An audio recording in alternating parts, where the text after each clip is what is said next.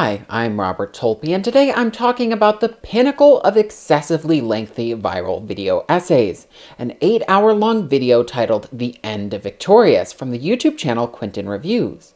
With a runtime longer than 5 feature-length films playing back-to-back, it marks an interesting moment in YouTube history, where peak popularity and video duration converged. It was the moment when peak video essay was reached. Though the amount of views the video garnered is impressive, especially considering its length, The End of Victorious is bloated beyond belief, consisting of an excruciatingly detailed recap of 2 entire seasons of the TV show plus 2.5 hours dissecting every piece of bonus web content created for the franchise. In the segments of the video where Quentin isn't simply regurgitating every point of the show's plot, no matter how insignificant, he's improvising hours of unscripted speculation left unsupported by evidence from the show. These qualities that would have otherwise undermined the video's success instead allowed it to excel in a certain segment of YouTube consisting entirely of lengthy videos designed to be ignored. But are there limits to just how much content you can put out there before no one tunes in anymore? Before I talk about video essays, I want to talk about rain sounds, specifically those 10-hour-long YouTube videos which promise to lull you to sleep with soothing stock footage and looping audio tracks of storms. More than just a simple sleep aid, these videos are also a cash cow business, with some bringing in over 100 million views and all the ad revenue that comes with them.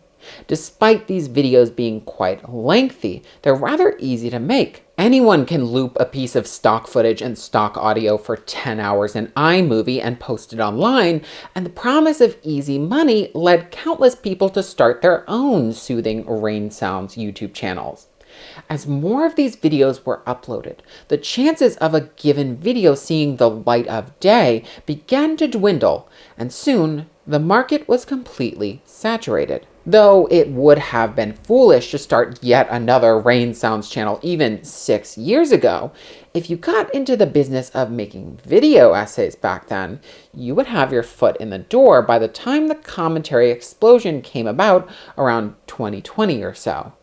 Quentin Reviews was an established channel when the demand for video essays skyrocketed, and it rode the commentary wave all the way to the present day, where the popularity of the YouTube search term video essay is at an all-time high. While interest in video essays continues to grow, the growth in the supply of video essays appears to be outpacing the increase in demand for them. Not only does it seem like everyone and their pet rock is trying to start a commentary channel at the moment, but as has become a recent topic of discussion, established channels have turned into content farms, pushing out junk video essay after junk video essay simply for the views and AdSense. As a creator who publishes commentary videos, I know personally that it can be hard to compete with channels that have millions of subscribers and have the resources to churn out 3 videos a day. Because I don't make much ad revenue and only 26 incredible people out of 100,000 of my subscribers have pledged $1 a month on my Patreon, making videos brings in nowhere near enough money to be viable as a full-time job. Look, I know I'm privileged even just to have my parents' basement to film in, and I'm so grateful that you're all here, but if enough people click the link at the top of the description and donated a Cumberland Farms coffee worth of financial support a month, I could actually make this my career, and that would be incredible. But anyways, in order to stay afloat in the sea of video essay content, Quentin Reviews as a channel had to carve out a niche for itself and fill what's called a content gap, or a lack of supply of certain kinds of videos in high demand. Suggested searches including video essays to fall asleep to and video essays to sleep to, which I got after viewing the channel's videos, indicate where this gap may have been. There's clearly an audience that craves ridiculously long videos that they can just doze off to, as if they were 10-hour loops of pouring rain sounds. This really puts a video like The End of Victorious in context. Though it's tempting to call it bad because it doesn't fit the mold of a witty video essay, doing so would be a mistake, because it's not supposed to be a Jenny Nicholson video, it's supposed to be rain sounds. Unlike rain sounds, however, filling 8 hours of runtime with original commentary is significantly more labor-intensive than looping a clip in iMovie. Quentin's videos involve watching hours of TV episodes, extensive scripting, and the lengthy process of filming and editing. As Quentin's channel became increasingly more popular and his videos became increasingly longer, the strain of all that work really started to become evident. To reduce his workload, Quentin hires a lot of editors to bear the burden of piecing together hours of footage into a coherent video. But editing is only part of the process. Just coming up with something to say can take months, and he states in The End of Victorious that all his words are his own. Because Quentin's videos are produced in a relatively short amount of time, it would be impossible to script every word of an 8-hour video, so a good part of the runtime is unscripted. Just under a third of The End of Victorious appears to be improvised, perhaps with the aid of a few bullet points outlining the broad strokes of a given segment, but his improvised analysis doesn't really hold up to scrutiny. For example, Quentin claims that Trina craves attention because her parents never loved her. But instead of citing specific moments from the show that would illustrate this clearly, he simply makes up this long-winded vignette about Trina's childhood. You can imagine Trina as this little girl being left all alone at home because her parents go on vacations without her, crying because they've never hugged or appreciated her or done any kind of motherly or fatherly things, and then coming up with this idea in the back of her head. Maybe if she was special, maybe if she was smart or cool or talented, someone would love her.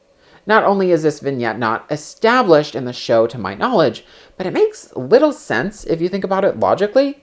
It's unlikely Trina's desire to be a star stemmed from any moment in particular, and if cruel treatment did indeed cause her to want attention from other people, what specifically points to her parents' cruelty as the primary cause of this behavior when literally every character treats her horribly as part of a running joke in the show? In light of Quentin's own commentary and summaries of Victorious, it's likely that Trina is supposed to be a simple embodiment of hubris, with her failed aspirations being nothing more than an attempt at comic relief on behalf of the writers of the show.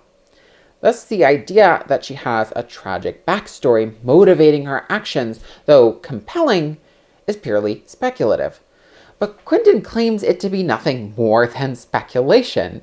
It's by his own admission a fan interpretation of her character. And the thing is, like I've said, this is just the impression that I have at this point. It's kind of my fan interpretation. Quentin has such an interpretation of every character on the show, no matter how little backstory the show gives them. He artfully fills in the gaps in their story arcs with his own theories, crafting what is essentially a monologic version of the discussions on subreddits run by hardcore Victorious fans.